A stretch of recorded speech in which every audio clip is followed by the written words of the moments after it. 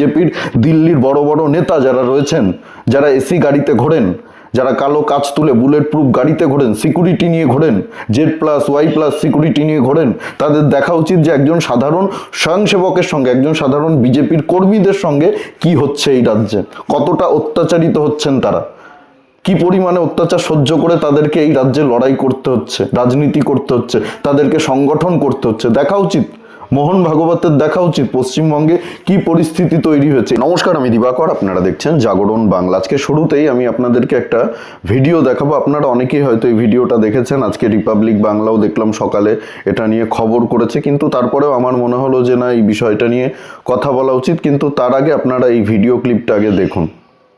আমি জীবনে আর কিছু করবো না। নাকি আরএসএস পার্টি করবো না, জীবনে কোনো পার্টি করবো না। আরএসএস আনবে, আরএসএস পার্টি করবো না। বল বল এই ভিডিও কর, বল দেবো না কোন আরএসএস পার্টি করবি, আমি জীবনে কোনো আরএসএস পার্টি করবো না। আর বিজেপি করবি না, করবো না। বিজেপি পার্টি করবো না। আরএসএস করবি না, করবো না। ভালো করে গ্রামের মানুষের ক্ষমা চা, এরিয়া গ্রামের মানুষের ক্ষমা চা।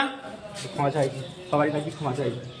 একটা তল কথা চলছে, তুমি করি না, মারামারি করছো। ক্ষমা চাইছি। হিন্দি বোঝে না তুমি? এই আজকের মতো ছেড়ে দিলাম, এরপর কিন্তু আর এরিয়া মানুষ তুলিও দাঁতে দিয়ে দেবো, ছিঁড়ে গেলো তুলিও দাঁতে পেলে তুই ছিঁড়ে হাজার হাজার মানুষ তুমি আমাদেরই ছেলে, তুমি এরকম এই মানুষগুলোকে নিয়ে এরকম করবে কেন? হ্যাঁ, এদিকে ছিঁড়ে দেবো, ছিঁড়ে খেয়ে যাচ্ছে।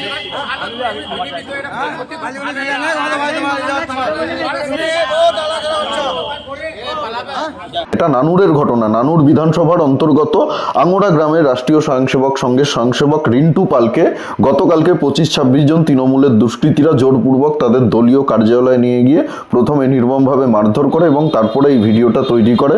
পরিষ্কার দেখতে পাচ্ছেন ভিডিওতে, এটা তৃণমূলের দলীয় কার্যালয়, তৃণমূলের পার্টি অফিস। পেছনে মমতা বন্দ্যোপাধ্যায়, অভিষেক বন্দ্যোপাধ্যায়ের ফ্লেক্স লাগানো রয়েছে। আজকে এই রিন্টু পালের জায়গায় যদি কোনো রিয়াজুল ইসলাম হতো, তাহলে কি কাণ্ড হতো ভাবুন তো একবার। গোটা রাজ্য তোলপাড় হয়ে যেত। তৃণমূলের ডিজিটাল যোদ্ধারা সোশ্যাল মিডিয়াতে লম্বা চওড়া পোস্ট করত, ভিডিও করত, দেখুন পশ্চিমবঙ্গে কিভাবে বিজেপি অত্যাচার করছে মুসলমানদের উপরে। এরা মুসলমানদেরকে দেখতে পারে না, এরা এখনো ক্ষমতায় আসেনি, তাই এইভাবে মুসলমানদের উপরে অত্যাচার করছে। এটা নিয়ে তোলপাড় হয়ে যেত গোটা রাজ্য। মেন স্ট্রিম মিডিয়া এটা নিয়ে 24 ঘন্টা খবর করত। কিন্তু যেহেতু এখানে রিন্টু পালের সঙ্গে এই ঘটনা ঘটেছে, তাই আজকে রিপাবলিক বাংলা ছাড়া সবাই চুপ করে রয়েছে। আর রিপাবলিক বাংলা যেহেতু এই খবরগুলো করে, এই সত্যগুলো মানুষের সামনে তুলে ধরে, তাই বারবার রিপাবলিক বাংলার উপরে আক্রমণ হচ্ছে, রিপাবলিক বাংলার সাংবাদিকদের উপরে আক্রমণ হচ্ছে। কারণ তারা সত্যটা তুলে ধরছে, আর সত্য তুলে ধরলেই পশ্চিমবঙ্গে বর্তমানে আপনি দালাল হয়ে যাবেন। আর যারা সরকারি বিজ্ঞাপনের লোভে এই খবরগুলো চেপে দিচ্ছে, তারা দালাল না, তারা নিজেদেরকে নিরপেক্ষ সংবাদ মাধ্যম বলে দাবি করছে। কোথায় দাঁড়িয়ে রয়েছে পশ্চিমবঙ্গ একবার ভাবুন। এখনো নির্বাচন ঘোষণাই হলো না। নির্বাচন ঘোষণা হলে কি পরিস্থিতি শুরু হবে পশ্চিমবঙ্গে ভাবতে পারছেন? এই রাজ্যে কি নির্বাচনটা সুষ্ঠুভাবে হবে? এখনই যদি এরা এই ধরনের অত্যাচার শুরু করে দেয়, তাহলে আগামী দিনে কি হবে? এই 1-1.5 মাস 2 মাস কি অবস্থা হবে, কি পরিস্থিতি তৈরি হবে পশ্চিমবঙ্গে? আরএসএস কি কোনো নিষিদ্ধ সংগঠন? বিজেপি কি কোনো নিষিদ্ধ সংগঠন? ভারতবর্ষে আরএসএস করা যাবে না, ভারতবর্ষে বিজেপি করা যাবে না, এরকম কি কোনো আইন রয়েছে? ভারতবর্ষ তো একটা গণতান্ত্রিক রাষ্ট্র, পশ্চিমবঙ্গ তো ভারতবর্ষের মধ্যেই পড়ে নাকি? তাহলে পশ্চিমবঙ্গে কেন আরএসএস করা যাবে না, কেন বিজেপি করা যাবে না, কেন আরএসএস করলে বিজেপি করলে আজকে এইভাবে তাদের উপরে অত্যাচার করা হবে? কোন কারণে করা হবে? গণতান্ত্রিক দেশে যে যার পছন্দ মতো রাজনৈতিক দল করবে, রাজনৈতিক দলকে সমর্থন করবে, রাজনৈতিক দলকে ভোট দেবে, যে যার ইচ্ছা মতো সংগঠন করবে। আরএসএস তো কোনো নিষিদ্ধ সংগঠন নয়, আরএসএসকে তো ভারতবর্ষে ব্যান করা হয়নি। বিজেপি তো কোনো নিষিদ্ধ রাজনৈতিক দল নয়। আজকে রিপাবলিক বাংলা ছাড়া কোনো মেনস্ট্রিম মিডিয়া এটা নিয়ে একটা খবর করেনি, একটা প্রতিবেদন তৈরি করেনি। ভাবুন, ঘটনাটা যদি উল্টো হতো, আজকে যদি কোনো সংখ্যালঘু মুসলিমকে বিজেপির পার্টি অফিসে তুলে নিয়ে গিয়ে এইভাবে মারধর করা হতো, এইভাবে হুমকি দিয়ে ভিডিও তৈরি করা হতো, এইভাবে থ্রেট করা হতো, তাহলে কি এবিপি আনন্দ বসে থাকতো? এটা নিয়ে ঘন্টাখানিক সঙ্গে সুমনে 1 ঘন্টা ধরে আলোচনা হতো, নিশ্চয়ই হতো। TV9 বাংলা এটা নিয়ে খবর করতো, নিউজ 18 বাংলা, জি24 ঘন্টা, সব সংবাদ মাধ্যম এটা নিয়ে খবর করতো। কিন্তু যেহেতু এটা হিন্দুদের সঙ্গে হচ্ছে, যারা RSS করে তাদের সঙ্গে হচ্ছে, যারা বিজেপি করে তাদের সঙ্গে হচ্ছে, তাই আজকে সবাই চুপ করে গেছে।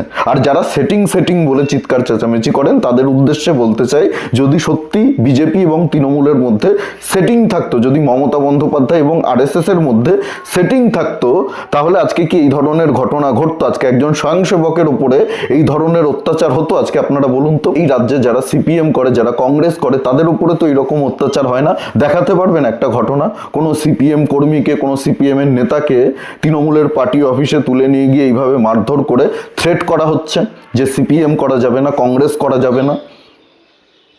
তৃণমূল নেতারা খুব ভালো করেই জানে যে বিজেপি প্রধান শত্রু। যদি রাজ্যে পরিবর্তন হয় তাহলে সেটা বিজেপির জন্যই হবে।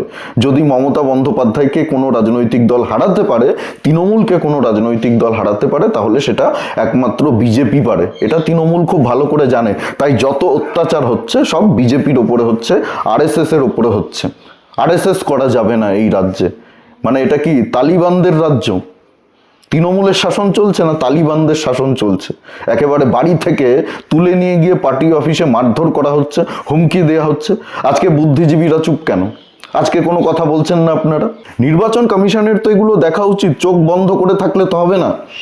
এই রাজ্যে যদি সুষ্ঠুভাবে নির্বাচন করতে হয়, শান্তিপূর্ণভাবে নির্বাচন করতে হয়, তাহলে রাষ্ট্রপতি শাসন জারি না করে কোনোভাবেই শান্তিপূর্ণ নির্বাচন হবে না। নরেন্দ্র মোদীর এটা দেখা উচিত, অমিত শাহের এটা দেখা উচিত। বিজেপির দিল্লির বড় বড় নেতা যারা রয়েছেন, যারা এসি গাড়িতে ঘোরেন, যারা কালো কাচ তুলে বুলেট প্রুফ গাড়িতে ঘোরেন, সিকিউরিটি নিয়ে ঘোরেন, Z+Y+ সিকিউরিটি নিয়ে ঘোরেন, তাদের দেখা উচিত যে একজন সাধারণ স্বয়ংসেবকের সঙ্গে, একজন সাধারণ বিজেপির কর্মীদের সঙ্গে কি হচ্ছে এই রাজ্যে, কতটা অত্যাচারিত হচ্ছেন তারা, কি পরিমাণে অত্যাচার সহ্য করে তাদেরকে এই রাজ্যে লড়াই করতে হচ্ছে, রাজনীতি করতে হচ্ছে, তাদেরকে সংগঠন করতে হচ্ছে। দেখা উচিত মোহন ভাগবতের, দেখা উচিত পশ্চিমবঙ্গে কি পরিস্থিতি তৈরি হয়েছে। যারা এগুলো করছেন, একটা কথা মাথায় রাখবেন, ক্ষমতা কিন্তু চিরস্থায়ী নয়। যখন রাজতন্ত্র ছিল তখনও ক্ষমতা চিরস্থায়ী ছিল না।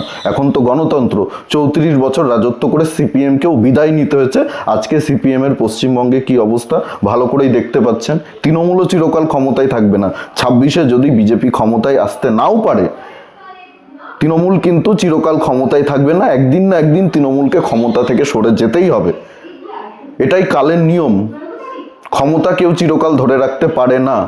একদিন না একদিন এই সরকারের পতন হবে, একদিন না একদিন এই শাসকের পতন হবে। সেদিন আপনারা কোথায় যাবেন?